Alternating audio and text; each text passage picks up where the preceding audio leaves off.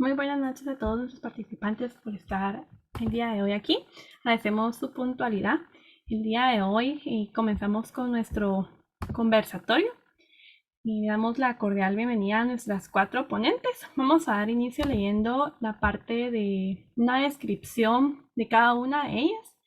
Como primera ponente tenemos a la licenciada, en este caso la licenciada de Psicóloga General, y abogada y notaria, investigadora social, consultora docente universitaria, asesora de imagen con enfoque terapéutico, cursando maestría de dirección de proyectos, estudios en Guatemala, la Universidad de San Carlos de Guatemala, la Universidad Da Vinci, la Facultad Latinoamericana de Ciencias Sociales, y también en Cuba, México y Estados Unidos. En el 2011 fundó la Clínica de Psicología y Oficina Jurídica CIMATO, Amor Propio, creada para sanar, empoderar y acompañar a clientes y pacientes a buscar soluciones en situaciones emocionales y jurídicas. Muchísimas gracias, licenciada Claudia García, por estar el día de hoy. Como siguiente ponente tenemos a la doctora María Dolores. Ella es ginecóloga. En este caso, es médico y cirujano general de la Universidad de San Carlos de Guatemala. Es ginecóloga y obstetra también de la Universidad de San Carlos de Guatemala, con una subespecialidad en ginecología y oncología de la Universidad Nacional Autónoma de México. Además, tiene un diplomado en endoscopía ginecológica, en histerectomía de consultoría quirúrgica de la Universidad de México y diplomado en colposcopía. Es un honor tenerla aquí, doctora María Dolores. Como siguiente ponente, tenemos a la licenciada Marilú Cordón. Ella es pedagoga, asesora departamental de Zacapa de la Secretaría contra la Violencia Sexual, Explotación y Trata de Personas.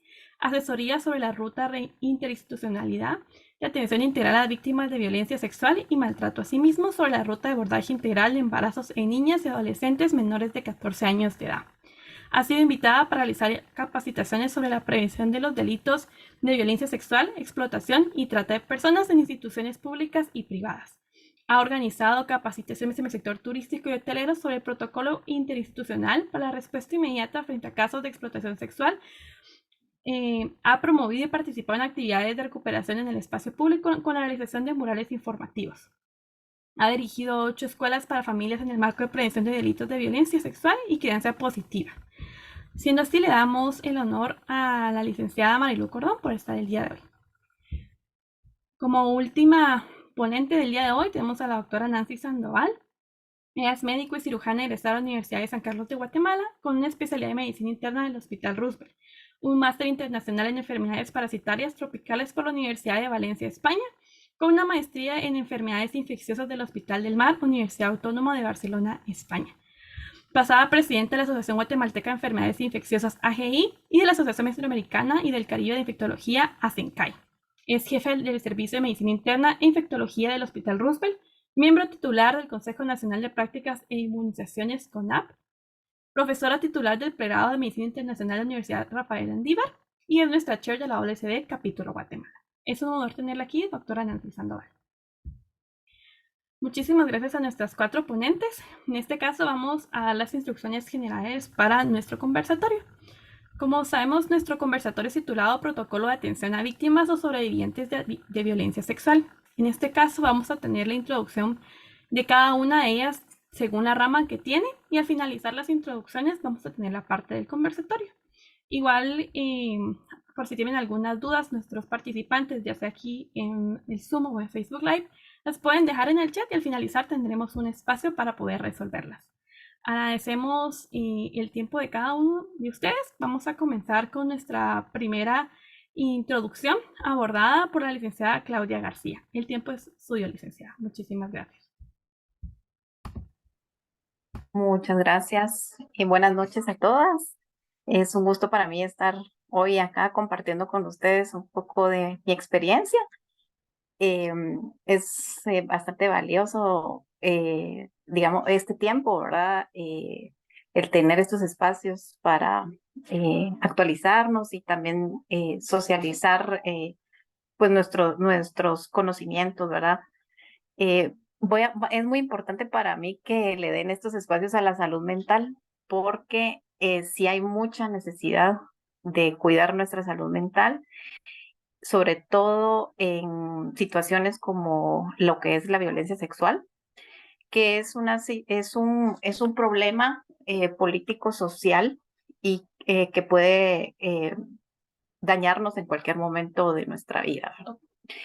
El protocolo de atención a víctimas sobrevivientes de violencia sexual es un protocolo creado como un mecanismo del Estado de Guatemala para dar un abordaje integral a las víctimas sobrevivientes de violencia sexual. Tiene un marco legal bastante extenso, el cual sustenta el porqué, la importancia de que exista un protocolo en Guatemala. Como Guatemala ha ratificado convenios internacionales, tiene la obligación de cumplir con estos instrumentos. Es bien, en la siguiente diapositiva podemos ver primero qué es la violencia sexual y lo vamos a entender como todo acto sexual, es decir, todo acto que tenga que ver como relacionado a la sexualidad, ya sea por tentativa de consumar un acto sexual, comentarios, insinuaciones sexuales no deseados, las acciones para comercializar la sexualidad o utilizarla de cualquier modo, ¿verdad? Mediante coacción por parte de otra persona, independientemente de la relación con la víctima en cualquier ámbito, incluidos el hogar y el lugar de trabajo. Esto es un concepto de la Organización Panamericana de la Salud. Desafortunadamente, en el lugar donde más nos deberían de cuidar es donde más sucede la violencia sexual por parte de personas que pues tienen nuestra confianza. Sin embargo, también hay altos índices de violencia sexual por parte de desconocidos en otros ámbitos o también de conocidos en otros ámbitos que no es el hogar. Cuando nosotros hablamos de violencia sexual, estamos hablando de que una persona vivió violencia sexual, significa que en su vida ha sido víctima de un delito, ya que esto está tipificado en el Código Penal. Se considera como que es un hecho que victimizó a la persona, ¿verdad? Fue víctima de un delito. Cuando nosotros hablamos de revictimización, estamos refiriéndonos a que esa persona vivió otro tipo de delito u otro tipo de daño en su vida, ¿verdad? Es decir, fue revictimizada. Cuando se comienza a trabajar en la atención integral a víctimas, se descubre, podemos cambiar de diapositiva, gracias, se descubre que nosotros en las instituciones, al no estar preparados para prestar una atención con empatía, con respeto a los derechos humanos, de esta forma nosotros también estamos revictimizando. Entonces, actualmente se utiliza el concepto de revictimización para referirse a que en las instituciones no se vuelva a hacer un daño durante las atenciones. Entonces, hay un concepto, este es de la Oficina de Defensoría de los Derechos de la Infancia en México, y la victimización secundaria o revictimización significa la doble victimización, revictimización o la victimización secundaria. Es aquella que se produce cuando de manera inicial se le han afectado los derechos a una persona y como consecuencia de la exposición o experiencia derivada del delito inicial, la persona vuelve a ser víctima de la afectación de sus derechos. Esto es lo que se está normalmente utilizando en el campo de atención a víctimas como concepto de revictimización. Sin embargo, también quería comentarles, ¿verdad?, por qué surge ese concepto en este campo, y es porque cuando una persona ha sido revictimizada, si ustedes hacen una historia de vida, pueden ver que ha vivido varios momentos en su vida donde ha sido víctima de algún tipo de violencia. En la siguiente diapositiva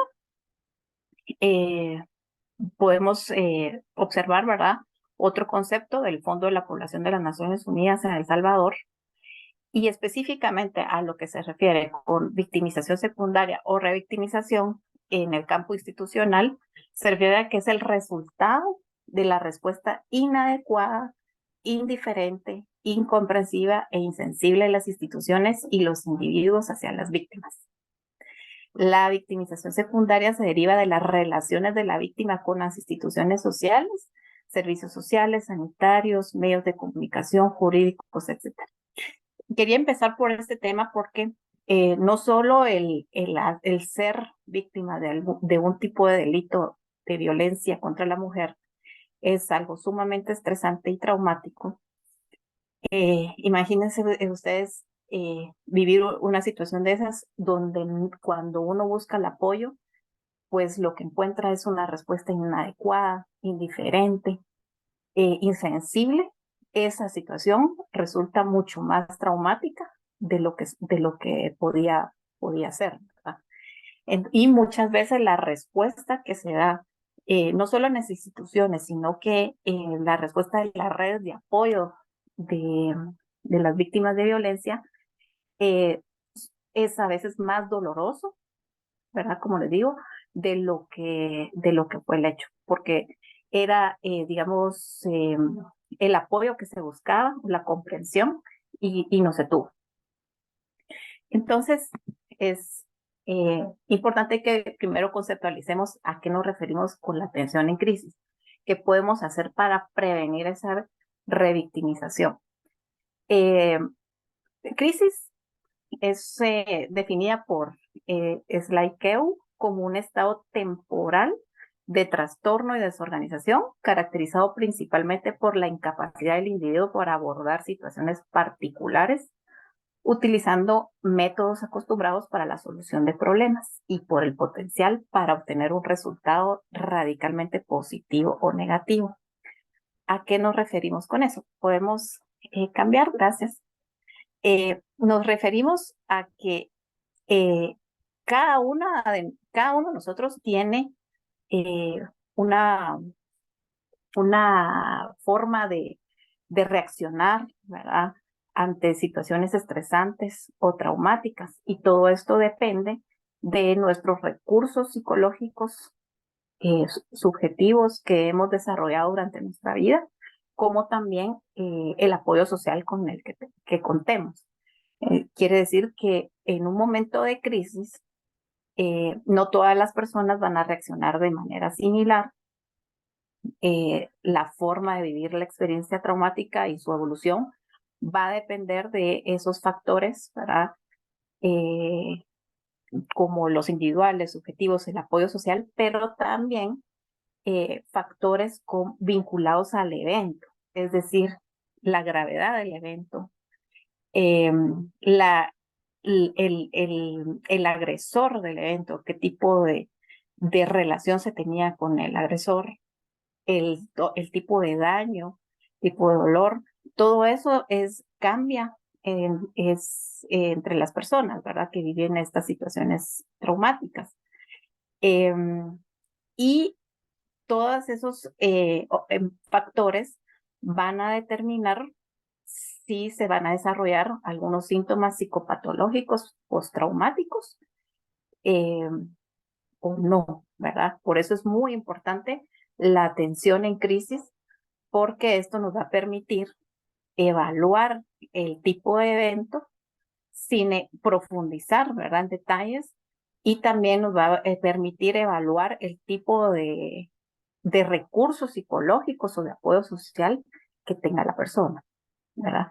Entonces, en conclusión, podemos ver que los eventos traumáticos van a ser confrontados, abordados por la persona según su capacidad de respuesta y afrontamiento, ¿verdad? Y es algo bastante complejo y cada caso es diferente, ¿verdad? Eso es muy importante que lo tengamos en cuenta. Si cambiamos a la siguiente, muchas gracias.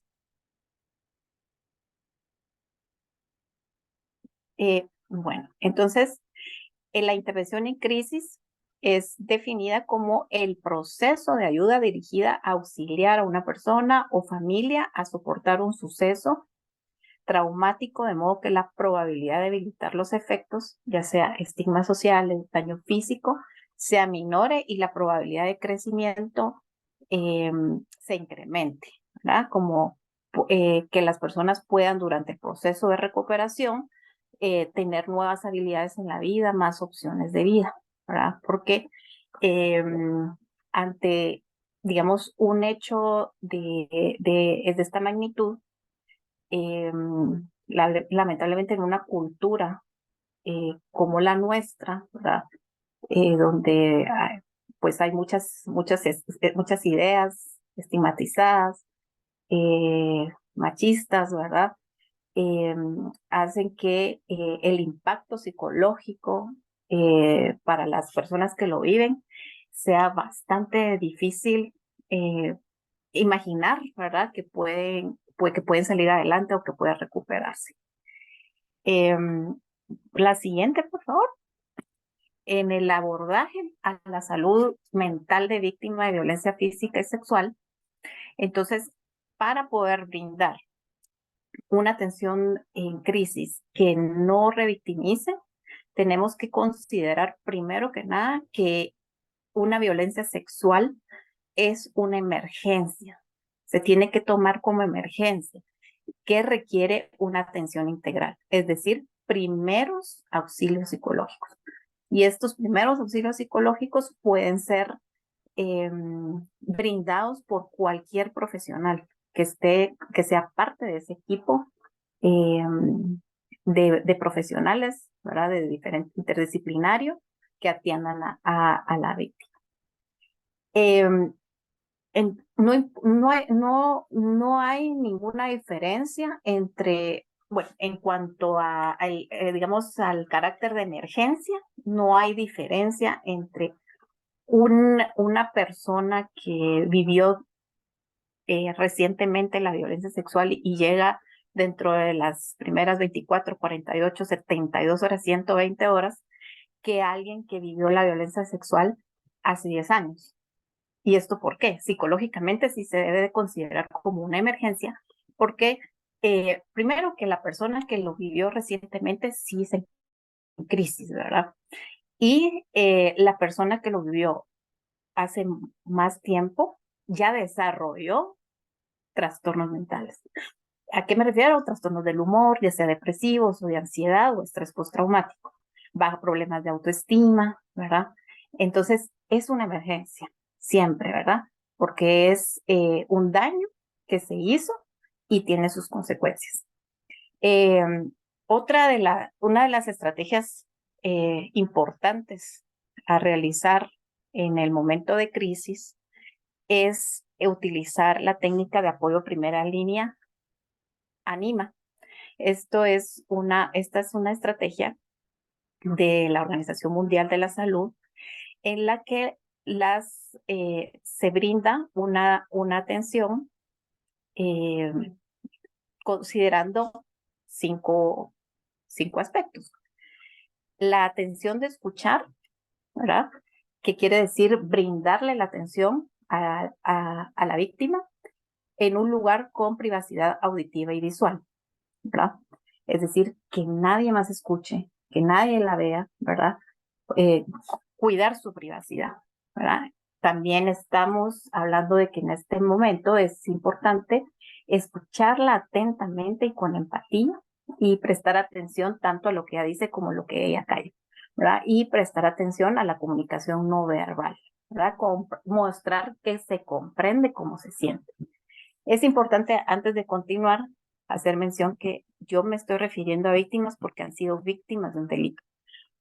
Sin embargo, durante su recuperación son sobrevivientes, ¿verdad? Porque, bueno, desde el momento también que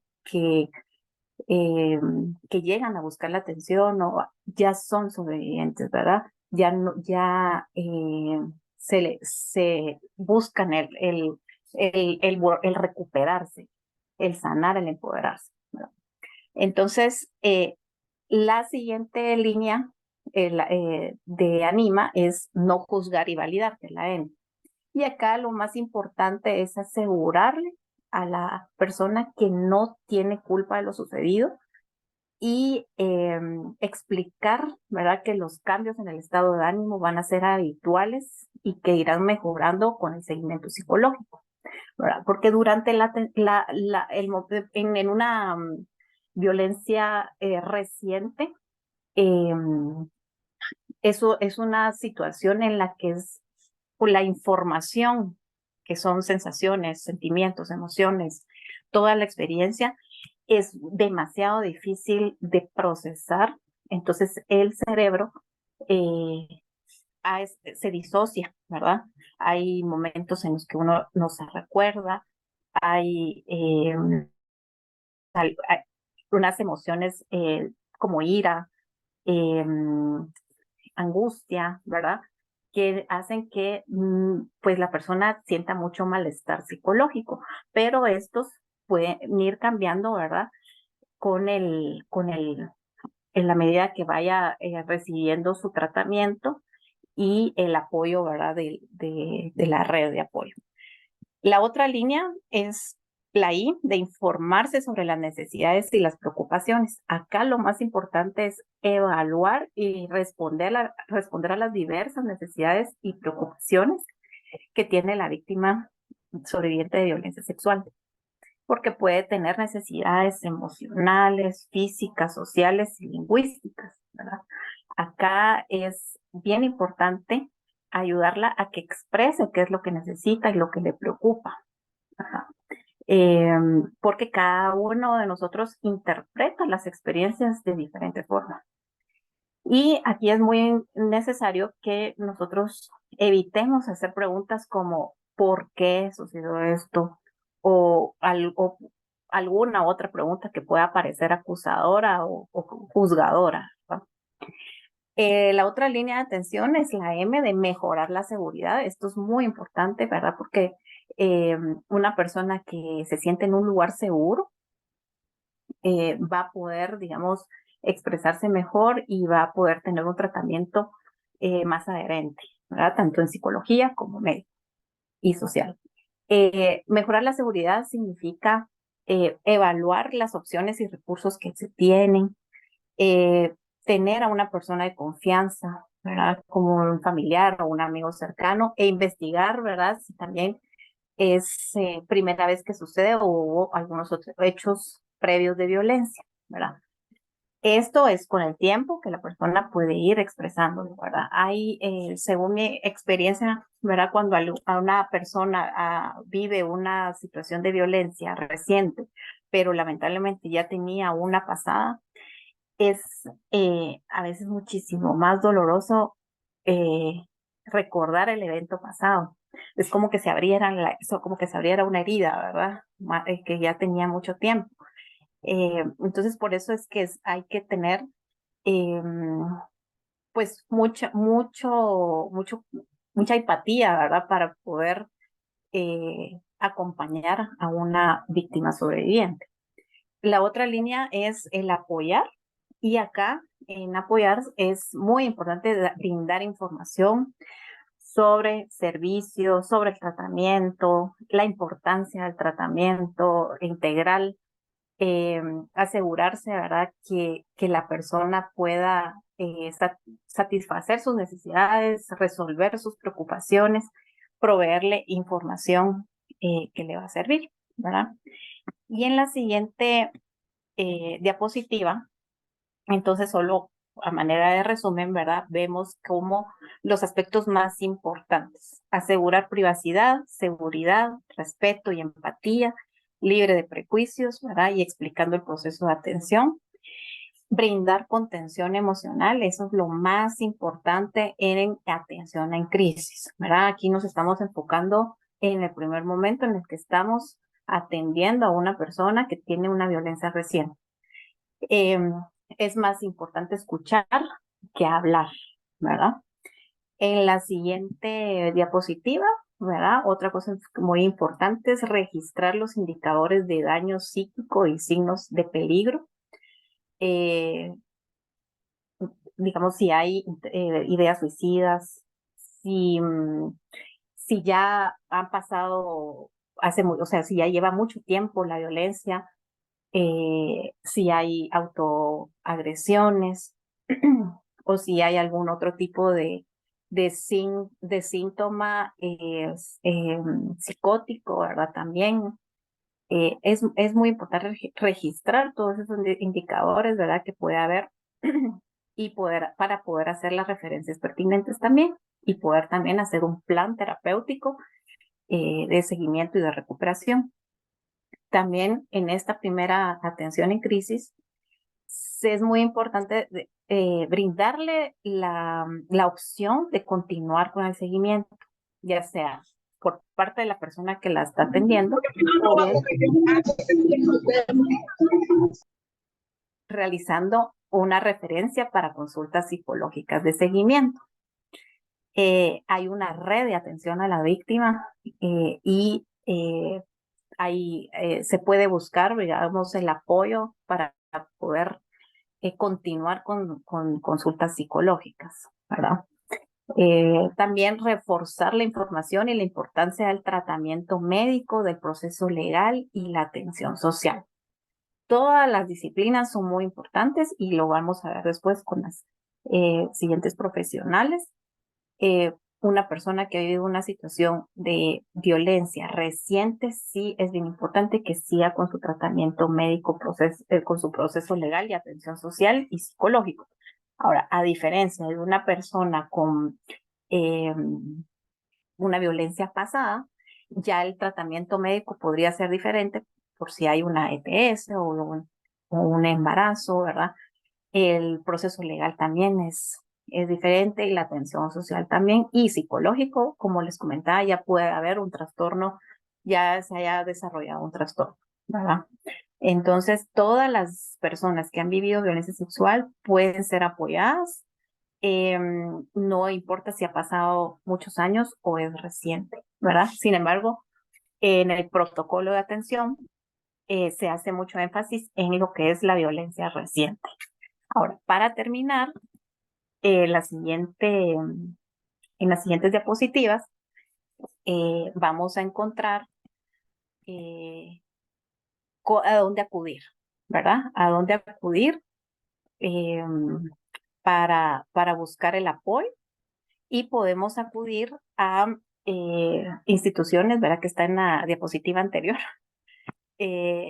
donde encuentran, digamos, profesionales de medicina, legales y pues yo les quiero agradecer su atención y para terminar les muestro unas campañas que se utilizaron en Latinoamérica en algún momento, ¿verdad? Bolivia, Panamá, ¿verdad? Y la campaña 2023 que es Invierte para prevenir la violencia contra las mujeres y las niñas.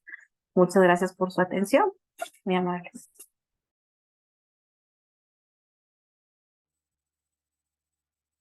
Muchísimas gracias, licenciada, por su espacio.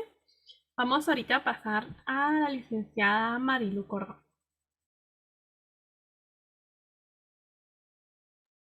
Muchísimas gracias a todos. Muchas gracias por la invitación.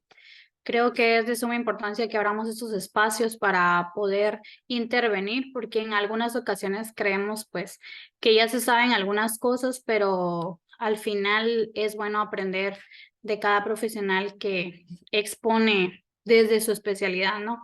Y pues para mí es un placer estar aquí con todas ustedes. Hoy vamos a hablar de la importancia de los talleres de prevención de violencia sexual para los padres de familia, o sea, las escuelas para familia. La siguiente, disculpe. La familia, yo creo que todos en algún momento hemos escuchado que la familia es el núcleo de la sociedad, pero al escuchar la palabra familia, creo que todos tenemos un pensamiento diferente. Tal vez podemos pensar en nuestros abuelos, en nuestros papás, solo en mamá o solo en papá o en ambos. Y así es la familia. Lo único es de que todas tienen la misma función, no importa quiénes sean sus integrantes. La siguiente, por favor. Entonces acá es el término más común, ¿verdad? Que la familia es el núcleo de la sociedad, es una institución determinante para el desarrollo socioeconómico del país, pero acá solamente habla socioeconómico del país, más no ve las otras definiciones que tiene la Convención de los Derechos del Niño, que vamos a ver a continuación. Entonces acá dice que la familia es el grupo fundamental de la sociedad. Todos tenemos una. Y en algún momento, pues puede ser tal vez no nuestra familia sanguínea, pero sí una familia que nosotros hemos conformado. Yo creo que esto más ya cuando somos un poco más adultos o los adolescentes se relacionan con grupos que al final llaman familias. Es un medio natural de crecimiento, protección y asistencia. Lo único inconveniente de acá es que la protección y la asistencia no está en todas las familias. Y esto habla en cuestión de cualquier temática de las que estamos abordando el día de hoy. Es una responsabilidad de la comunidad. Esta parte me parece muy importante porque a veces creemos que la responsabilidad de la familia es solamente de mamá y papá, pero toda la comunidad tiene un aspecto muy en la crianza de un niño o niña porque es lo que el niño está viendo. Entonces, mamá y papá puede decir algo en casa, pero en la calle a los niños y a las niñas les enseñan cualquier cosa distinta. Entonces ellos empiezan como a cuestionarse algunos aspectos que tal vez en casa se les están inculcando bien. Por ejemplo, el respeto o la educación. Le dicen a un niño, dale un beso a fulanito. Si el niño no da un beso, es un niño maleducado, pero mamá y papá enseñó en casa que si no quiere dar un beso, no tiene por qué darlo, porque es su cuerpo y ahí él puede tomar una decisión. Entonces, esos cuestionamientos los niños se los pueden estar haciendo debido a lo que están viendo en la comunidad, ¿verdad? Reconocer que los niños, niñas y adolescentes, para el pleno y armonioso desarrollo de su personalidad, deben de crecer en un seno de la familia, en un ambiente de felicidad, amor y comprensión. Lamentablemente, no todos nuestros niños, niñas y adolescentes pues tienen este seno de amabilidad, de comprensión, de felicidad, de amor. Muchos de nuestros niños son víctimas de violencia, no solamente sexual, sino que física, psicológica. Entonces, sí tenemos que empezar a enfocarnos en eso como familias y como sociedad. La siguiente, por favor. La siguiente, gracias. Bueno, entonces acá es lo más importante es qué es ser un padre. Un padre pues es brindar cariño, acá dice cariño, ternura, amor a los hijos. Tiene que ser una persona responsable y una persona que tenga la responsabilidad específicamente de criar a un ser humano. Malamente les voy a decir, en nuestra cultura dicen un niño es una bendición, viéndolo de una parte romántica, pero un niño, además de una bendición, es un niño, es una gran responsabilidad porque estamos criando un ser humano. Puede ser un futuro médico, puede ser el siguiente presidente, puede ser la siguiente doctora, puede ser cualquier cosa que el niño desee, ¿verdad? Pero al final es una gran responsabilidad de ser mamá y papá. No es solamente porque yo les digo a los padres de familia, no es solamente por ay, yo estoy enamorada y quiero que mi hijo saque el color de los ojos del papá. No es solamente eso, sino que también qué quiero aportar yo a la vida de otro ser humano, porque es un ser humano pequeño que no pidió venir a este mundo, que ya está acá y que no podemos decir, ah, bueno, que lo termine criando el teléfono, que lo termine criando YouTube, como normalmente es lo que estamos viendo, ¿verdad? Que normalmente los niños, ¿qué hacen? Se aburren y mamá y papá, ay, bueno, no me molestes, tener el celular. Entonces, de esta forma, pues ya los niños pues se crían viendo el teléfono y para que el niño no se estrese, el niño no se aburra, normalmente es lo que hacemos. Entonces, ¿cuál es el trabajo del padre o el cuidador? Es capacitarse en los procesos de evolución de sus hijos, pero también en las problemáticas que ocurren en el contexto, ¿verdad? Como lo podemos ver, la violencia sexual, la violencia, el bullying en los colegios, todo eso tiene cada cuidador o padre de familia que investigar y adueñarse de esta información para poder apoyar a su hijo, para poder ser un soporte en una red de apoyo. La siguiente, por favor.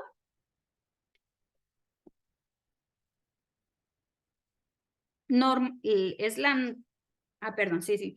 Bueno, acá cómo vamos a fortalecer vínculos, vamos a brindar seguridad y confianza, buscar siempre el diálogo. Normalmente, les digo a los padres de familia, cuando nosotros peleamos o nos estamos enojados que nuestro hijo hizo algo, lo primero que hacemos es regañar, es gritar, pero no preguntamos el por qué, cómo sucedieron las cosas. Eso tal vez se hace cuando ya la persona está más relajada, pero al final el niño, como tiene miedo, por ejemplo, con algo tan simple, quiebra un vaso, tal vez la mamá era su vaso favorito y lo regañó. Entonces el niño dice, cuando le sucede algo más grande, si mi mamá me regañó por un vaso, entonces me va a regañar por algo peor. Entonces, porque hay que tomar en cuenta, porque tal vez es un ejemplo, uno pensará tonto, pero el ejemplo es así porque, ¿qué hace un abusador? El abusador siempre le va a echar la culpa al niño. Entonces el niño, cuando algo le pasa, siempre va a decir, yo tuve la culpa. Y si mi mamá se enojó por algo tan pequeño, entonces se va a enojar por algo más grande.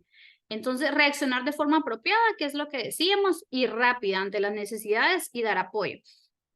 Promover la independencia y la autonomía. Siempre yo siento que hay que blindar a nuestros hijos desde el principio, y la palabra blindar ya va de enseñarles qué es lo bueno y qué es lo malo, pero no solo en cuestión de no hay que robar, no hay que hacer eso, sino que enseñarle que cuando algo no le gusta o en algún momento se sienta incómodo, él pueda decir ya no, basta, para, y en ese momento pues nuestros hijos ya pueden ir libres a la calle, ¿verdad? Estar presentes también, ser atentos y comprensivos y disciplinar. Y sí, a veces tal vez uno dice fortalecer un vínculo disciplinando, y más en la cultura en la que estamos ahora, que es muy permisiva, ¿verdad? Pero la disciplina normalmente, si podemos pasar a la siguiente, normalmente la disciplina nosotros la tenemos unida al castigo, y la disciplina pues no es un castigo. Acá dice que la disciplina viene de la raíz discípulos, que es un alumno. ¿Qué hace un alumno? Aprender. A través de la instrucción, a través del ejemplo. Nosotros le podemos decir al niño 1000 veces, mire mi amor, no hay que mentir, pero cuando viene la vecina, que tal vez no queremos platicar mucho con ella, decirle que no estoy. Y hasta algunos niños lo primero que dicen, dice mi mamá que no está. Entonces, lo que le enseñamos al niño, le estamos diciendo que no mienta, pero luego mentimos o lo hacemos mentir por nosotros. Y lo primero que van a decir es, bueno, mi mamá lo hace, entonces está bien. Entonces hay que enseñarle a los niños de forma coherente, que lo que nosotros digamos con nuestra boca es algo que vamos a hacer con nuestras acciones. Y es la disciplina, enseñarle al niño realmente cómo actuar ante cualquier situación. Y pues hay que ser firme, ¿verdad? Pero nosotros normalmente asumimos la palabra disciplina. Hay un dicho que dice, la letra con sangre entra. Entonces la disciplina normalmente es que no lo han disciplinado, pero disciplinarlo lo meten a los golpes físicos, a los castigos. Normalmente lo que se hace es, el niño botó un helado, ya no te doy el celular. El niño algo que no tiene nada que ver con las redes sociales o que no tiene nada que ver con el teléfono, pero lo regañan con el teléfono. Al contrario es cuando, por ejemplo, por estar usando el teléfono, pues el niño no hace la tarea o el adolescente no hace la tarea. Entonces ahí sí la disciplina tiene que ser quitarle en el momento en el que está haciendo sus actividades el celular y dárselas cuando termine, para que aprenda que eso pues le quitó el tiempo y que por eso se le están quitando. Entonces la disciplina debe ser coherente, ¿verdad? No tiene nada que ver con los gritos, no tiene nada que ver con los castigos físicos, para que lo tomemos muy bien. La siguiente, por favor. Orientar sobre los peligros. Pasamos a la siguiente. ¿Cómo vamos a orientar sobre los peligros? Primero vamos a definirle a nuestros hijos qué es la violencia sexual. Según la Ley contra la Violencia Sexual, Explotación y Trata de Personas, el decreto 9-2009, dice que es todo acto sexual o tentativa de hacerlo, ya lo decía mi antecesora, y los comentarios, insinuaciones sexuales no deseadas, a veces se le hacen esos comentarios a las niñas. Qué bonitas piernas tiene, qué bonito cuerpo, cuando sea grande va a tener un cuerpazo.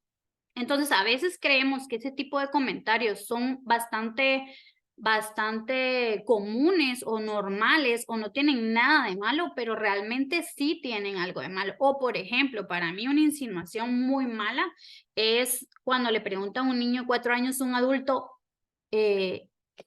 ¿tenés novio?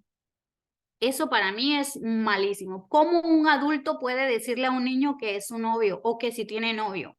Hay etapas para cada situación, entonces hay que tomar mucho en cuenta qué tipo de comentarios se hacen porque estas personas pueden ser posibles abusadores. Puede incluir violencia física o psicológica en la mayoría de casos, es violencia psicológica cuando se trata de niños, niñas y adolescentes debido a que son manipulados por el abusador y busca también que se lleve a cabo un acto sexual no deseado, ¿verdad? Entonces, la siguiente, por favor. ¿Quiénes son los abusadores? Acá hay que quitarnos los lentes color de rosa y hay que decir, no hay que enfocarse en decir, es que mi hijo yo lo cuido, es que mi hijo no sale a la casa, mi hijo solo juega con sus primos, mi hijo solo pasa donde su abuela. Entonces, ¿por qué? Porque 7 de cada 10 casos de abusos sexuales son en familiares. Solamente 2 son de conocidos o personas allegadas a la familia y 1 es de desconocidos. Obviamente ese caso de desconocidos pues siempre va a conllevar la violencia física. ¿Por qué? Porque pues una persona que quiera tocarlo, obviamente el niño se va a querer defender. Pero ya una persona conocida manipula completamente al niño, niña o adolescente. Entonces vamos a seguir con la siguiente para que veamos cuáles son los delitos de violencia sexual.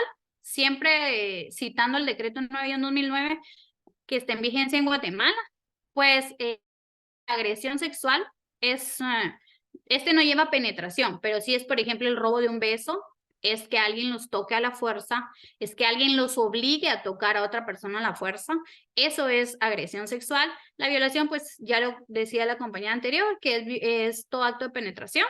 El exhibicionismo sexual, acá hay que tomar muy en cuenta esta situación. Muchas veces, pues entendemos que la economía en nuestro país hace que solo se tenga a veces un cuarto o algo así, y los papás a veces tienen relaciones sexuales frente a los niños. Entonces, tal vez el niño lo ve desnudo, ve a mamá, ve a papá. Entonces, ese tipo de situaciones también puede incurrir en un delito cuando es persistente, porque el niño, ya decíamos, aprende todo lo que ve. Entonces él podrá querer hacer ese tipo de situaciones con otras personas o lo cuenta a una persona diferente, a un adulto, digamos, y este adulto sea un abusador. El adulto lo que va a hacer es aprovecharse de ese tipo de información. Violación a la intimidad sexual, pues cuando compartimos fotografías con alguien en una relación de confianza y esas fotografías pues son, se me fue la palabra, son que se las pasan por WhatsApp a cualquier otra persona, son distribuidas, perdón. Y el ingreso de lugares reservados para mayores de edad. Antes, pues espero yo que actualmente ya no lo estén haciendo, pero creo que es menos común. O sáquenme ustedes de la falsa idea, ¿verdad? Pero antes se creía que a un varoncito a los 15 años había que llevarlo a un prostíbulo para que se volviera hombre. Entonces, esta parte, pues, realmente es un delito, ¿verdad? Entonces, ningún menor de edad tiene por qué estar expuesto a este tipo de situaciones, porque una persona adulta que tenga relaciones sexuales con un menor, pues eso no está bien, ¿verdad? El menor siempre va a ser manipulado de algún tipo. Entonces, la siguiente, vamos a ver algunos datos estadísticos donde realmente es preocupante. Estos datos los sacamos del análisis de situación de los derechos de niñas, niños y adolescentes en Guatemala, pues en el año 2022. Este año, pues, habrán cambiado algunos datos, pero no tantos, ¿verdad? Entonces, 5,177 exámenes médicos practicó el INASIF. El 91% se realiza en niñas, adolescentes y mujeres, imagínense. Pero esto es lo que más me preocupa. 28 peritajes fueron hechos en bebés menores de 1 año. ¿Por qué? Porque les decía, papá y mamá confían mucho en que la familia los cuide, en que el vecino de toda la vida los cuide. Entonces, papá y mamá a veces tienen esos lentes rosados, entonces ven todo de color rosa y no les permite. Imagínense 76,105 embarazos en niñas y adolescentes de enero a septiembre del 2022. Acá, yo soy del departamento de Zacapa, solo en Zacapa en un municipio, ya iban 420 niñas embarazadas. niñas, adolescentes, pero tenemos la mala idea de que pues ellas se lo buscaron. Y al final pues estamos viendo que es un adolescente en una relación con un adulto, lo cual es un delito también. 6 embarazos en niñas entre 10 y 12 años diariamente. 6 niñas dan a luz y 275 embarazos en adolescentes. Estas adolescentes pues son entre 14 y los 17 años, ¿verdad? Entonces hay que tomar muy en cuenta estos datos porque son bastante preocupantes. Estos delitos están pasando en nuestra sociedad, en nuestra comunidad, entonces hay que tomar muy en cuenta este tipo de situaciones y proteger a nuestras niñas y niños. La siguiente, por favor. Vamos a ver qué estrategias utiliza un abusador con un niño. Pues una de las estrategias primero es identificarlo, ¿verdad? Un niño que tiene una baja autoestima, que no tiene seguridad, un niño que no cuenta cuando le sucede algo malo, solo con que un compañerito lo haya lastimado o que un compañerito o que alguien lo empuje o que alguien cuente lo que sucede, que el niño cuente lo que le sucede diariamente. Entonces, esa persona que no cuenta, esa es una víctima potencial. El involucramiento entre pares, que los adultos, por ejemplo, algunos abusadores lo que hacen es que tienen a otros niños que han sido abusados y para que estos niños dejen de ser abusados, tienen que llevar a otros niños. Entonces hay que tomar muy en cuenta con quienes pues tienen relaciones, los niños, ¿verdad? Desensibilizan el contacto físico. Hay adultos que les encanta jugar a hacerles cosquillas a los niños. Les encanta hacerles cosquillas. Entonces, ¿qué hace esto? Que en el momento del juego de estar haciendo cosquillas pueden llegar a tocar sus genitales, pueden llegar a tocar el pecho, pueden llegar a tocar partes que al niño lo van a hacer sentir mal. Entonces hay que tomar muy en cuenta este tipo de situaciones. El aislamiento del niño, que el niño ya no quiera salir, que el niño ya no quiera, que no juegue tanto, pero que solo pase en ciertos lugares específicos y culpar a la víctima. Esa siempre va a ser la primera estrategia del abusador. Todo el tiempo va a culpar al niño. Entonces, yo no te quería hacer esto, yo lo hice porque tú venías a mi casa. Yo no lo quería hacer, pero tú me sedujiste. Entonces el niño se lo empieza a creer. La siguiente, por favor. Ahora, ¿cuáles son las estrategias que utiliza un abusador con la comunidad? Normalmente tenemos la mala idea de que un abusador es una persona, es un ogro, es una persona que al verlo en la calle va a estar escondido bajo un árbol y va a estar espiando a los niños o va a ser una persona aislada socialmente, pero realmente no es así. Los abusadores normalmente son encantadores. Son maravillosos con los niños, tienen una comunicación exagerada con la comunidad, puede ser ese cocode muy activo, puede ser el pastor, el sacerdote, puede ser cualquier persona que nosotros ni siquiera imaginemos, pero van a ser serviciales totalmente. Se involucran con los niños como que fueran los padres, es decir, van a una fiesta y ellos solamente están enfocados en los niños. En ningún momento puede ser que a una persona le guste estar con los en una fiesta y se vaya un rato a jugar con los niños, pero eventualmente regresa con los adultos para seguir las charlas, ¿no? Pero esta persona no, esta persona única y exclusivamente busca a los niños. Entonces normalmente la gente dice, ay, no, es que a él le encanta trabajar con niños, a ellos les fascina trabajar con niños. También prefieren la compañía de los niños, por lo que les decía, el juego de contacto físico, lo que hablábamos de sensibilizar el contacto físico, ¿verdad? Ganan rápidamente el acceso a la familia y no respetan límites. Se ofenden cuando les ponen límites, es decir, llega en cualquier momento a la casa de la persona que está siendo abusada, puede ser que sea el mejor amigo del papá y pues llega a beber o pues llega a platicar con la mamá, lo que sea, pero siempre está llegando a casa. Y cuando le dicen, mira, avísame, no sé qué, entonces esta persona lo que hace es molestarse porque no sabe respetar un límite cuando se lo ponen, ¿verdad? Entonces, pero también tenemos algunas herramientas de prevención. Podemos pasar a la siguiente. La siguiente también, por favor. Muy bien, entonces, ¿cuáles son las herramientas de prevención? Enseñarle a los niños. Es mi cuerpo, yo decido. Puede decir que no si no quiere abrazar o besar a alguien, dice acá, pero esto también lleva a mamá y a papá. Si no quiere darle un beso a mamá, mamá tiene que respetar. Si no quiere darle un beso a papá, tiene que respetar, pero normalmente que dice, dale un beso a tu abuelito. O mira, vamos a ir a visitar a tu tía. Si le das un beso, yo te doy un helado. Lo mismo hace un abusador. Exactamente lo mismo. Si tú haces tal cosa, yo hago esto.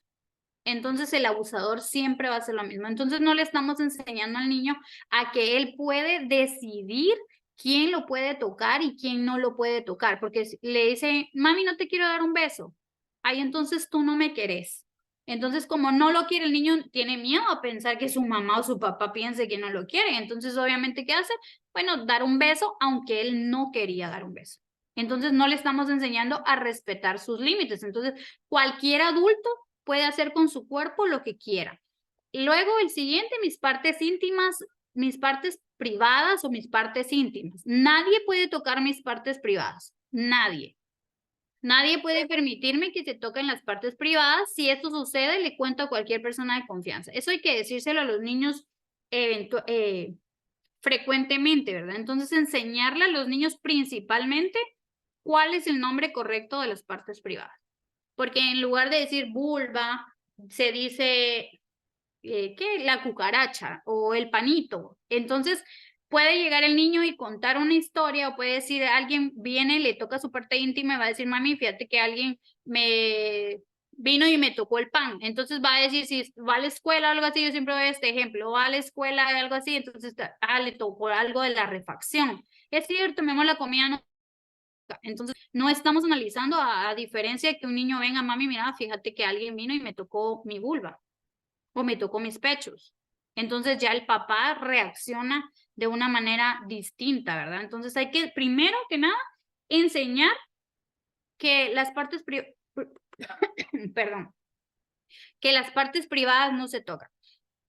Lastimosamente estamos en un país pues donde culturalmente es aceptado que el cuerpo desnudo se sexualice o se manipule. Es decir, si una mujer anda con un escote, pues se puede hablar de ese escote o se puede sexualizar ese escote, aunque así sea una señora que está amamantando, lamentablemente, pero hay que enseñarle a nuestros hijos, ¿verdad? También no solamente de las partes íntimas, sino de la boca, ¿verdad? La boca tampoco se toca porque los niños a veces dicen, bueno, no me tocó ninguna parte que me cubre la ropa, pero sí me está tocando la boca o está poniéndolo a hacer una felación o le está introduciendo cualquier otro objeto en la boca, ¿verdad? Entonces, los niños tienen que saber que la boca también es una parte que nadie puede tocar y las señales de que algo anda mal, enseñarle a un niño que si se siente incómodo, tiene que decirle a la persona que pare, que diga no y que salga corriendo. Yo tengo una hija y yo le decía,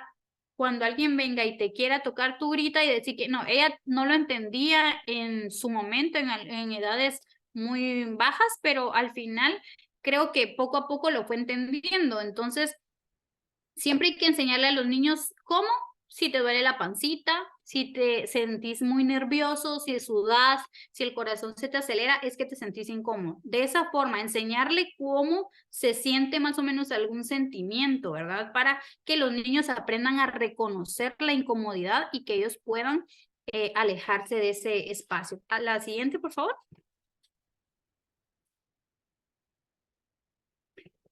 La anterior.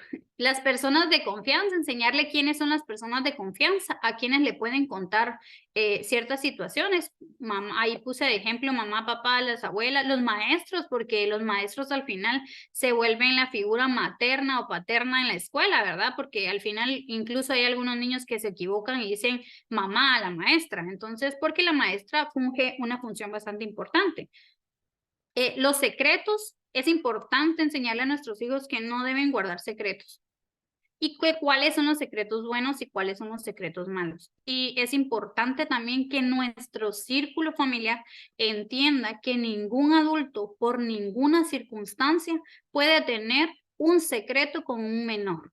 ¿Por qué? Porque si pueden tener un secreto con una persona, también lo pueden tener con otra y con otra y con otra. Entonces el niño y adolescente ya no va a saber cuándo parar con los secretos y al final puede no contar este tipo de situaciones. Y lo que les decía al principio, pues blindar a nuestros hijos, ¿verdad? ¿Cómo los blindamos? Yo soy valioso.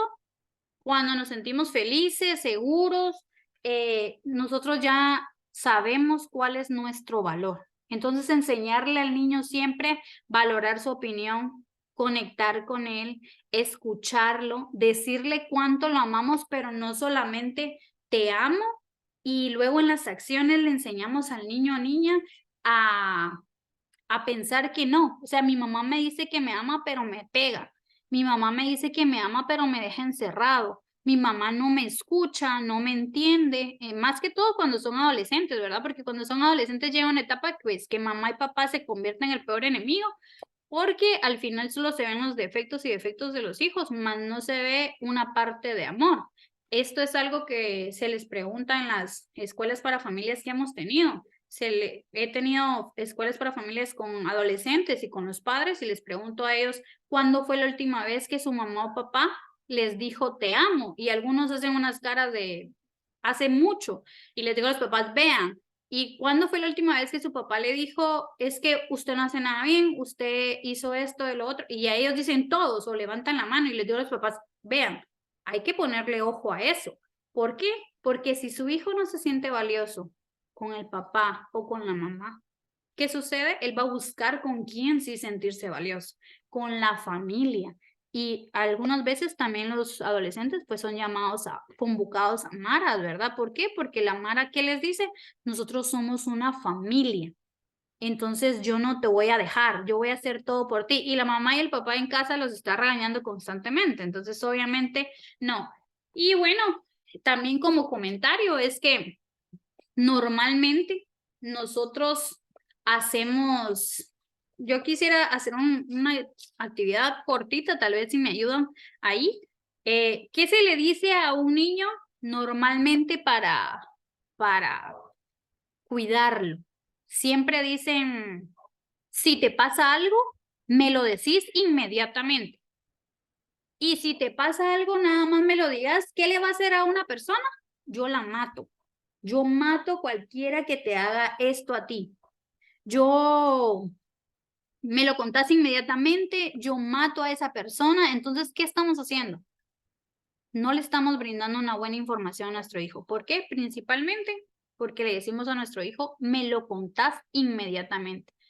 Pero no me dejarán mentir mis compañeras que a veces inmediatamente no sucede el contarlo, no se van a sentir bien, pueden sentirse mal, pueden sentirse amenazados, pueden sentirse de cualquier forma y inmediatamente no es el momento.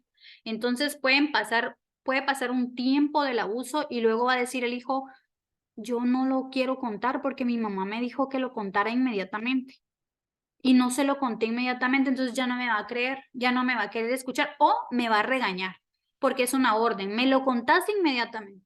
Es decirle, si esto te llega a suceder, contámelo cuando tú te sientas listo. Mejor si es pronto, pero si no, yo siempre voy a estar ahí para escuchar.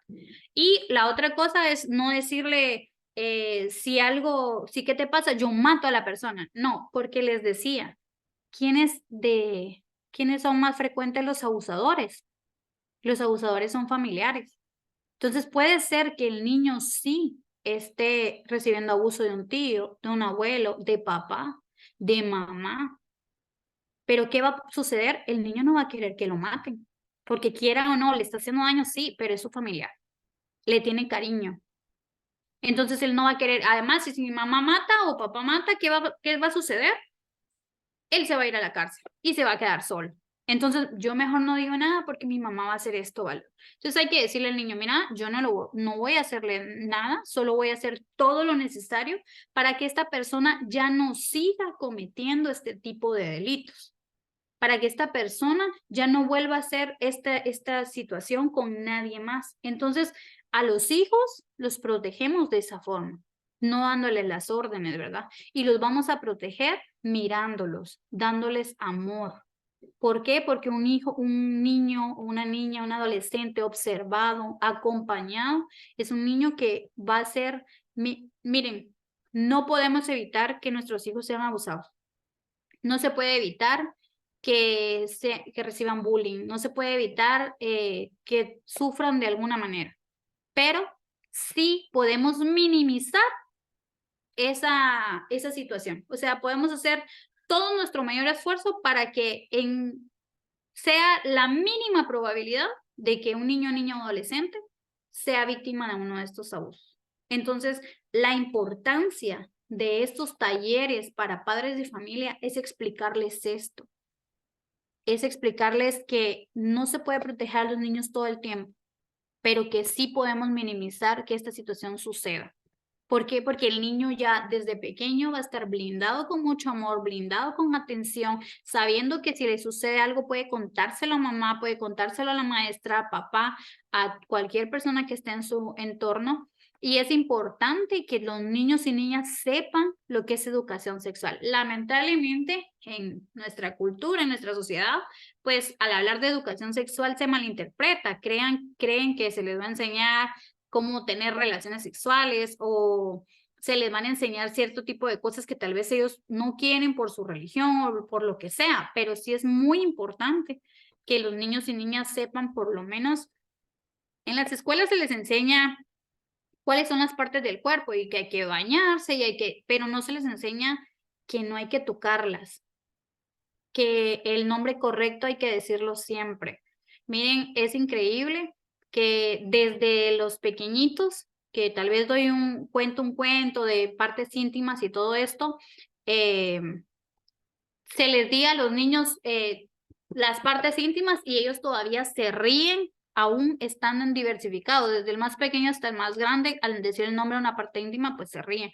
Entonces, todas estas situaciones hay que verlas, ¿verdad? Como padres de familia. Y solamente les quiero dejar como último, pues una frase, la siguiente, por favor, perdón. La siguiente es si cada padre tomase un poco de tiempo de su ocupada vida para reflexionar sobre su paternidad, podría aprender nuevas formas de ser aún mejor papá. Entonces, creo que todos nosotros debemos de tomarnos un espacio, un pequeño espacio para poder leer, conocer y saber acerca de estas temáticas para que todos podamos apoyar a nuestros hijos, ¿verdad? Entonces, yo les agradezco mucho la atención y el espacio.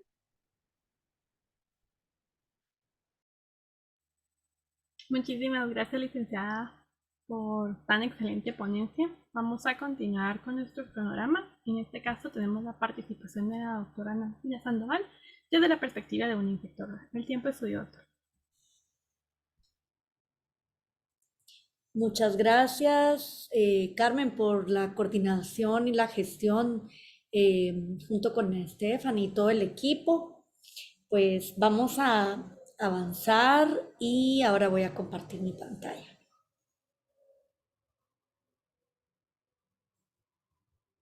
Por favor, me confirma que la tengamos acá. Sí, la estamos observando, doctor. Bien, a ver, ¿dónde esto es? Aquí está.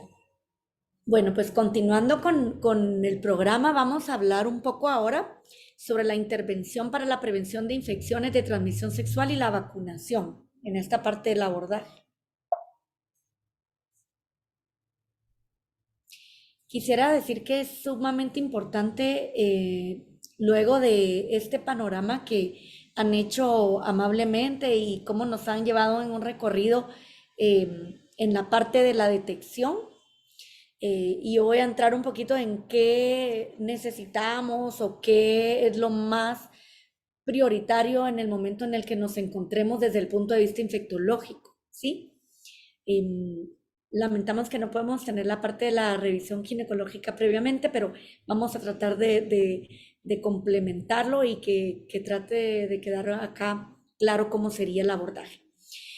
Acá nos vamos a enfocar muchísimo en la prevención o lo que nosotros en la clínica le llamamos como profilaxis, de forma sistemática en cómo vamos a evitar esas infecciones posibles, ¿verdad?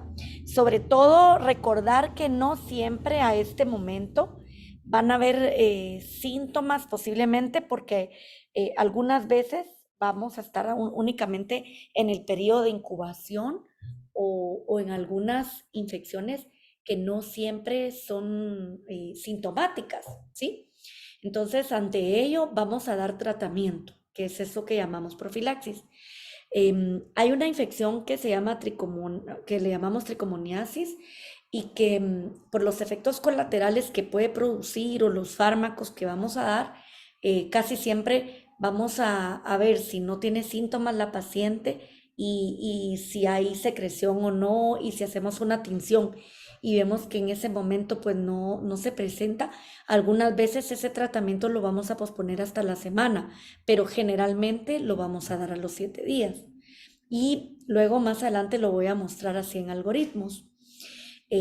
Además, hay que decir que a la paciente que ha sido violentada o abusada, vamos a hacerle un tamizaje o una realización de pruebas diagnósticas de ITS, como nosotros acortamos a las infecciones de transmisión sexual, incluidas VIH, hepatitis B, C y sífilis. Y hay que recordar que aunque el resultado sea negativo, eso no quiere decir, como digo, que no hay infección. Por lo tanto, vamos a hacer esas pruebas, vamos a decidir si vamos a dar ese tratamiento, ¿verdad? Inmediatamente. Y lo que hacemos son unas pruebas que son no treponémicas, se llaman. Generalmente son estas que se llaman BDRL o RPR. Vamos a hacer con titulación, así pedimos nosotros los títulos de estas pruebas.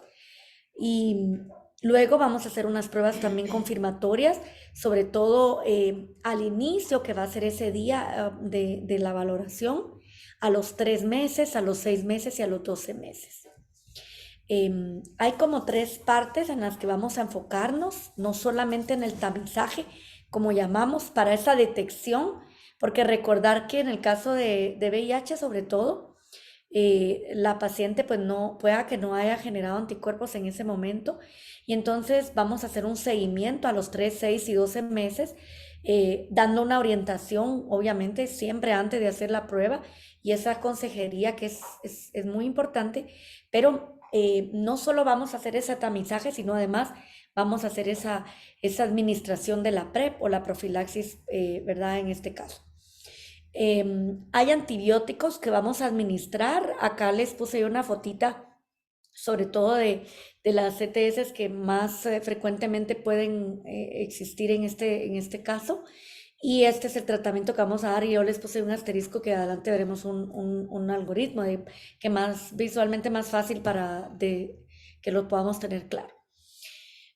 Los antirretrovirales se les va a administrar a todas las pacientes, bueno, y a todos los pacientes, porque en realidad no es solo para las mujeres, pero hoy estamos hablando justamente de 25N y en esta semana de conmemorativa, pero quiero decir que cuando existen actos de penetración por vía vaginal, por vía anal o por vía bucal, o donde haya habido una pérdida de conciencia de la persona, porque puede ser que la persona no recuerde, entonces en ese sentido, lo ideal es que en las primeras 72 horas, pero preferentemente en las primeras horas, podamos dar esa profilaxis después de la exposición, ¿sí? Cuando hablamos de esas profilaxis o de esos tratamientos, ya sea para adolescentes, adultas o mujeres no embarazadas, ustedes pueden ver aquí en este protocolo de atención a víctimas y sobrevivientes de violencia del Ministerio de Salud Pública y Asistencia Social, que es la última versión que tengo yo a la mano, que es la del 19. Y ustedes pueden ver acá cómo aparece la infección de transmisión sexual a la izquierda, clamidiasis, gonorrea, sífilis o tricomoniasis. Y ustedes se pueden ver en cuenta, por ejemplo, como les decía, la tricomoniasis con 2 asteriscos la vamos a ver en la segunda vista, que sería más o menos a los 7 días.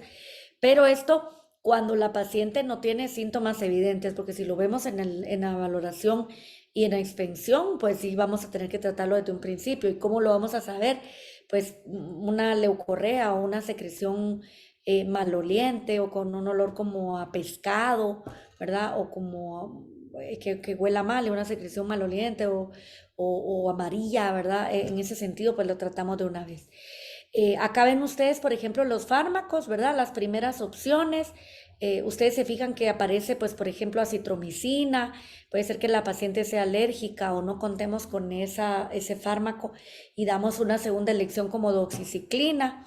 Si se trata de gonorrea, damos como una primera elección una inyección de 250 miligramos intramuscular como dosis única de ceftriaxona.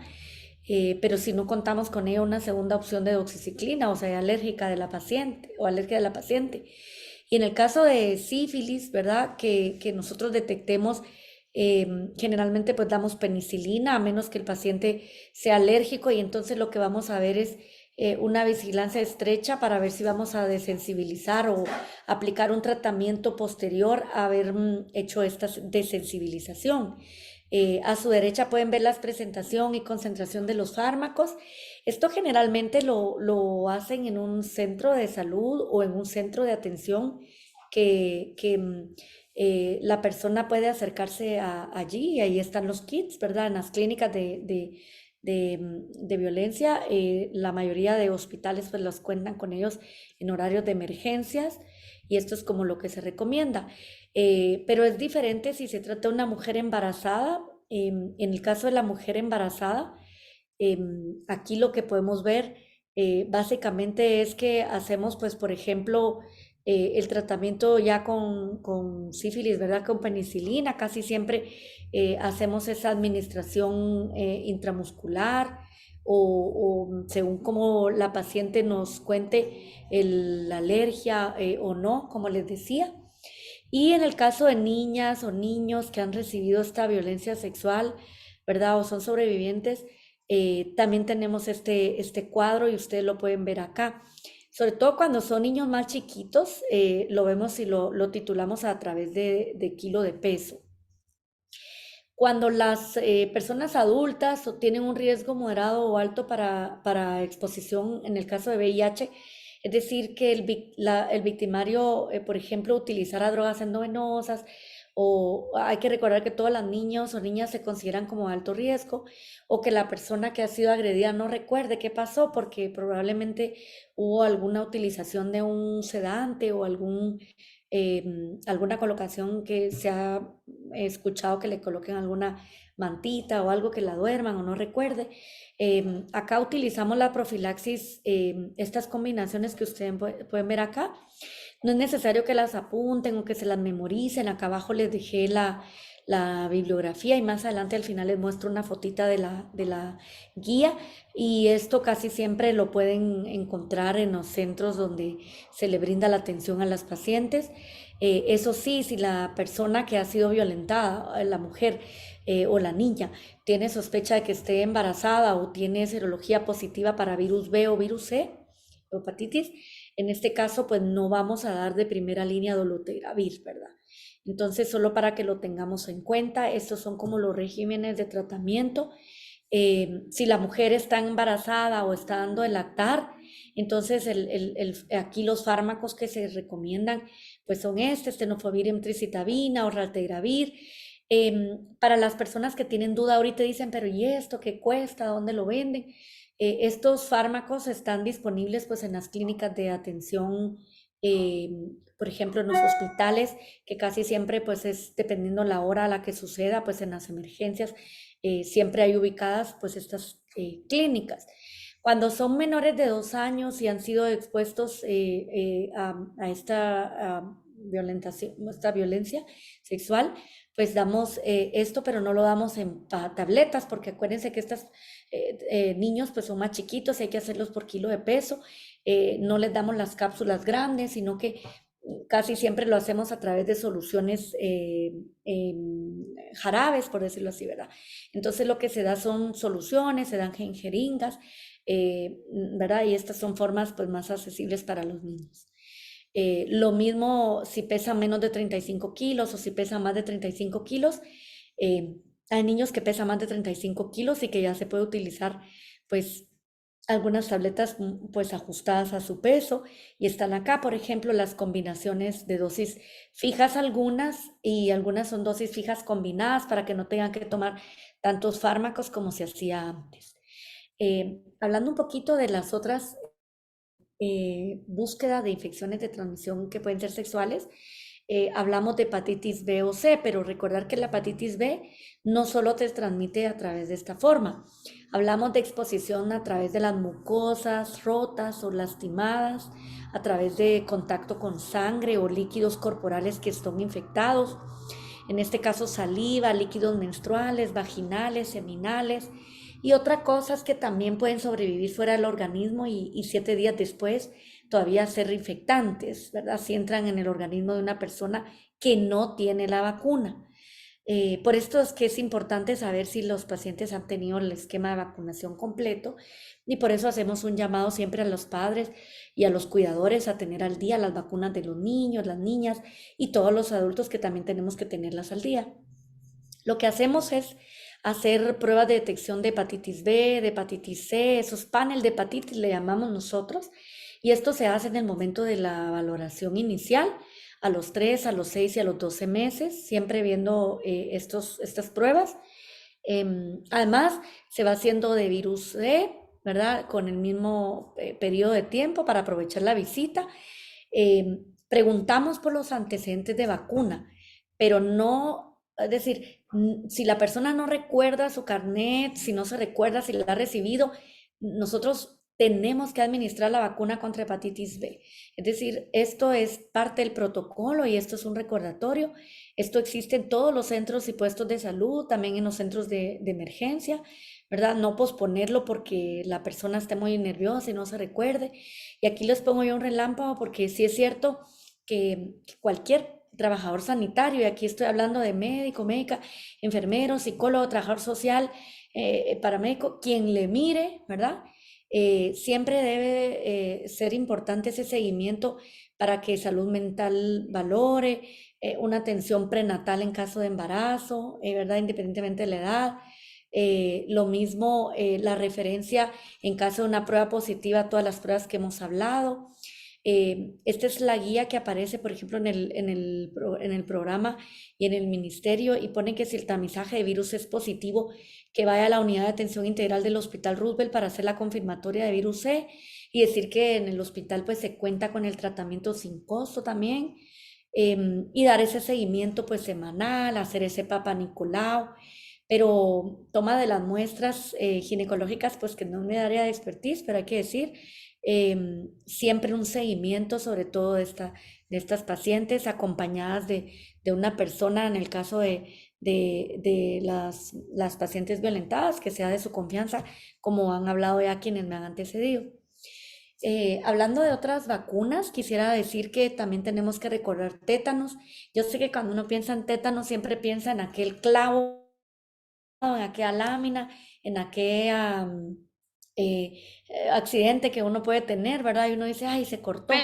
Pero esta vacuna de tétanos también tenemos que tener la mente en caso de violencia sexual, ¿verdad? Porque hablamos de que tétanos puede ser contraído por una contaminación de las esporas, ¿verdad? De ese Clostridium tetani que por lo común va a entrar al cuerpo por una herida punzante contaminada con tierra, polvo, heces humanas, pero también puede suceder por desgarros o quemaduras o lesiones que pueden ser inadvertidas, ¿verdad? Que en este sentido puede suceder. Y en este caso, si bien es cierto que uno debería de tener un esquema completo y los anticuerpos de la madre y tener sueros digamos, de las vacunas idealmente cada 10 años, pero no siempre lo tenemos así. Hay que decir que a las mujeres embarazadas hoy en día se insiste y se recomienda en que tengan 2 vacunas principalmente y son la TDAP, ¿verdad? Y la otra es la de influenza. Entonces estos anticuerpos pasan a través de la placenta al bebé. Esto pues es algo que tenemos que insistir siempre y recomendar, pero en el momento de encontrar una persona que ha sido violentada o ha sido víctima, ¿verdad? Hay que administrar esa vacuna antitetánica. Y claro, siempre vamos a preguntar del carnet, pero hay que administrar esta vacuna. La ruta interinstitucional de pacientes o que están, por ejemplo, inestables o entre hospitales o entre centros, pueden ver ustedes acá este cuadro y pone, digamos, a la semana, al mes y a los 3, 6 y 12 meses y les coloca ahí un poco los pasos del seguimiento. Y si se fijan, siempre la valoración biopsicosocial está presente, pero no solo para brindar ese seguimiento psicológico, ese acompañamiento, sino que se fijan, se va a ir haciendo ese seguimiento con la prueba de embarazo si está indicado, el tratamiento a la semana para la tricomoniasis, viendo que vaya la adherencia a los antirretrovirales. En esa primera cita de seguimiento se hace ya Papa Nicolau si la paciente pues ya era sexualmente activa. Al mes, esa segunda dosis de vacunas que toca contra hepatitis B y tétanos. Hay que darle seguimiento siempre psicológico. Si sigue siendo indicada la prueba de embarazo, se hace, o si la paciente también la demanda. Muchas veces esa adherencia a los antirretrovirales no solo es porque la paciente no los quiera tomar, hay que pensar cómo está su estado anímico, nutricional, cómo está la paciente tolerando la medicación. Entonces, esto también lo vamos viendo a los 3, a los 6 meses y a los 12. Y siempre antes de hacer las pruebas de VIH, esa orientación pre y post prueba, que es importante, sobre todo, no importa que la prueba haya sido negativa a la anterior. Siempre vamos haciendo esa consejería que le llamamos. Y luego a los 6 meses también completar ese esquema, ¿verdad? Contra hepatitis B o tétano, según cómo vaya el esquema de la paciente o el paciente. Esa profilaxis que insistía, siempre debe vacunarse en caso de violencia sexual, es decir, no importa que yo la mire ahorita y esto pasó hace 2 semanas, hace un mes, es decir, en el momento que la mire, debo ofrecer esa vacuna y administrarla. Y siempre hacer esa historia clínica, ¿verdad? Sobre todo con los niños, niñas menores de 7 años, porque ellos podrían haber tenido un esquema iniciado. Entonces lo que yo debo ver es cómo está su carnet, debo continuar, debo terminarlo o iniciar ese esquema de vacunación con TDAP o cómo es que lo lleva respectivamente, cómo es que lo tiene. Pero si no tengo ese carnet a la mano, pues inicio el esquema.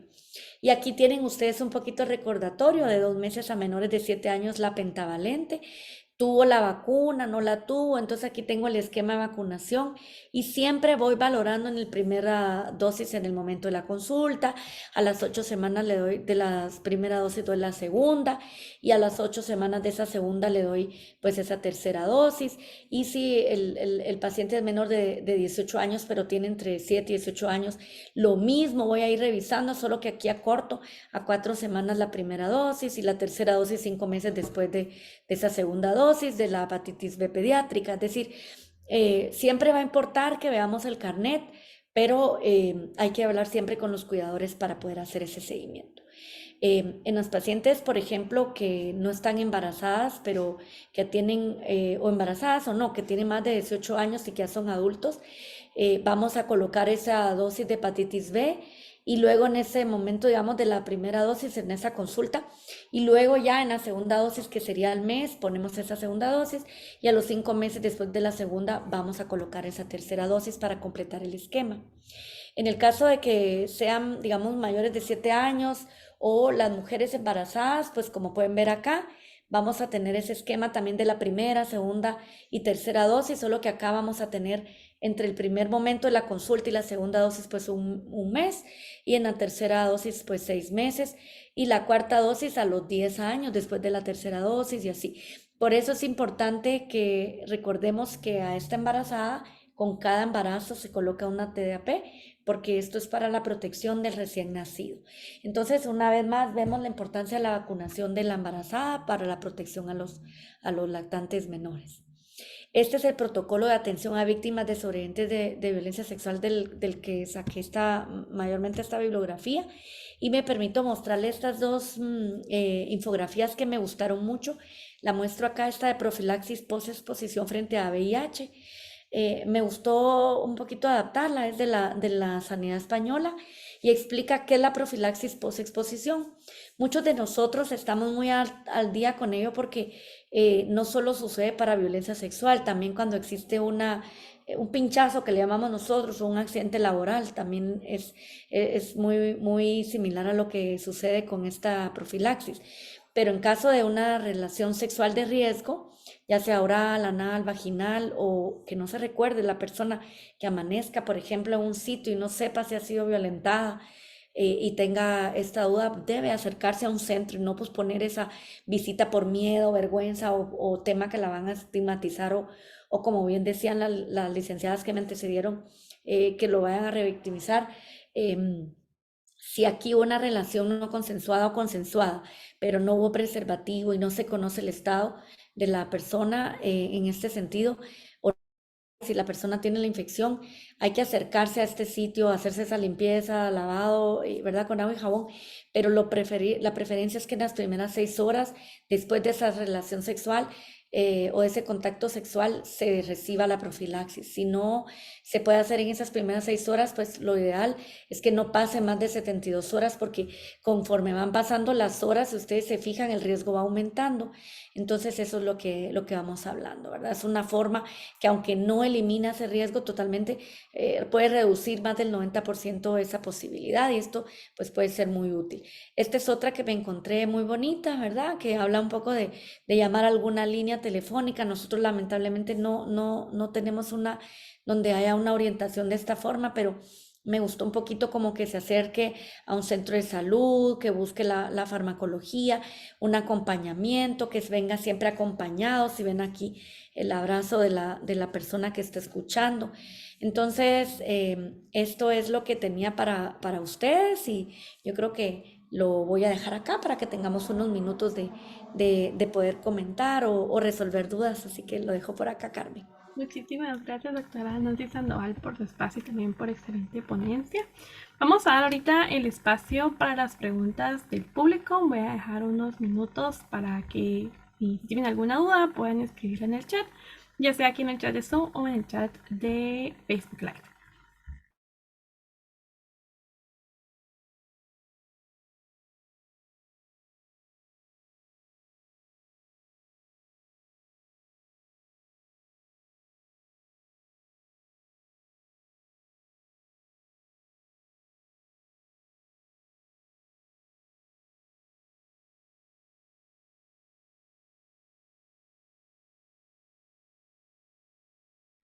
Una de las preguntas que tenemos es acerca de los primeros auxilios psicológicos.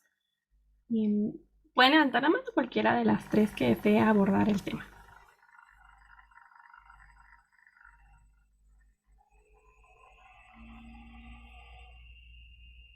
Perdón. Eh, los primeros auxilios psicológicos se refiere a que o sea, son estrategias que se utilizan para estabilizar y dar contención emocional a las personas.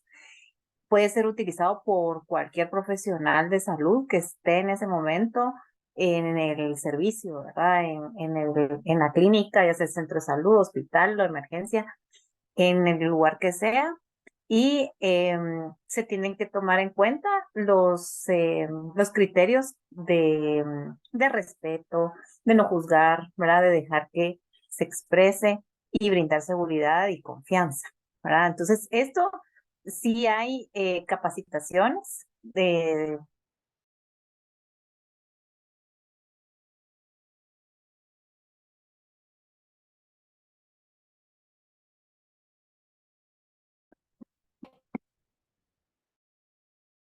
Disculpe, licenciada, solo que se nos quedó un momento sin audio. No sé si había terminado de responder la pregunta.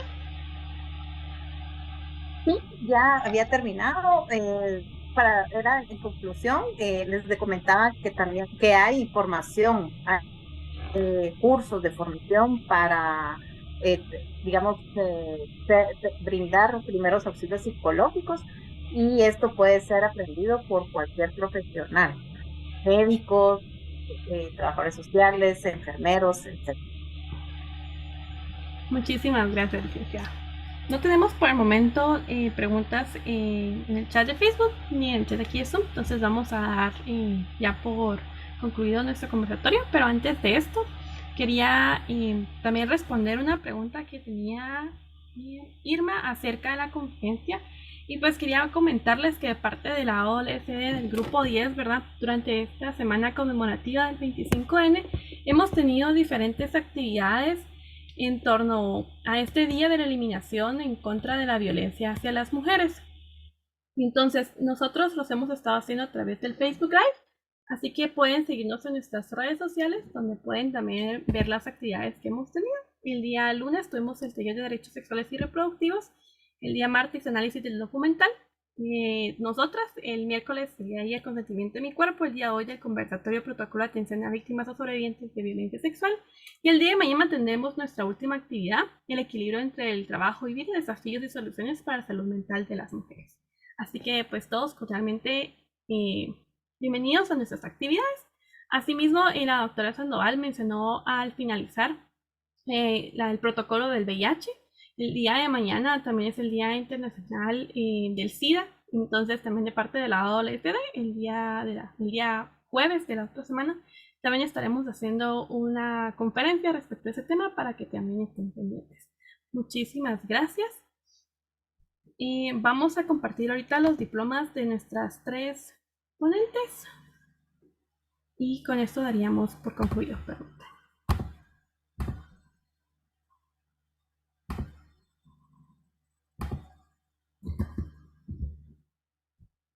También recordarles que en el chat también de Zoom y de Facebook Live tenemos nuestros enlaces de asistencia para que puedan anotarse. Bueno, en el primer diploma dice la OLC Capítulo Guatemala otorga el presente diploma a la licenciada Claudia García por haber impartido el conversatorio protocolo de atención a víctimas o sobrevivientes de violencia sexual en el marco del 25 de noviembre, 25N, Día Internacional de la Eliminación de la Violencia contra la Mujer. Está firmado por la doctora Nancy Sandoval, Chair Comité Ejecutivo de la OLCD, Capítulo Guatemala, y por la licenciada Vandria Martínez, coordinadora del Grupo de Aprendizaje Grupo 10, Salud y Mujer. Asimismo, tenemos el siguiente diploma, que dice similar, pero lo voy a leer. La OLCD Capítulo Guatemala otorga el presente diploma a la licenciada Marilu Cordón por haber impartido el conversatorio protocolo de atención a víctimas o sobrevivientes de la violencia sexual en el marco del 25 de noviembre, 25N, Día Internacional de la Eliminación de la Violencia contra la Mujer. Firmado por la doctora Nancy Sandoval y licenciada Vandria Martínez. Y por último tenemos el diploma de la OLC de Capítulo Guatemala. Otorga el presente diploma a la doctora Nancy Sandoval por haber impartido el conversatorio protocolo de atención a víctimas o sobrevivientes de violencia sexual en el marco del 25N, Día Internacional de Eliminación de la Violencia contra las Mujeres. En este caso firmado por la doctora licenciada Vandria Martínez con la fecha del día de hoy. Y es así como damos por concluido nuestro conversatorio del día de hoy. Agradecemos a nuestras 4 ponentes por tan magníficas ponencias del día de hoy. Les estaremos enviando sus diplomas por su correo electrónico. Muchísimas gracias. Que tengan todos feliz noche. Buenas noches. Buenas noches, muchas gracias. Buenas noches. Feliz Voy a noche. hacer una foto de todas aquí que ya no hicimos. Ok.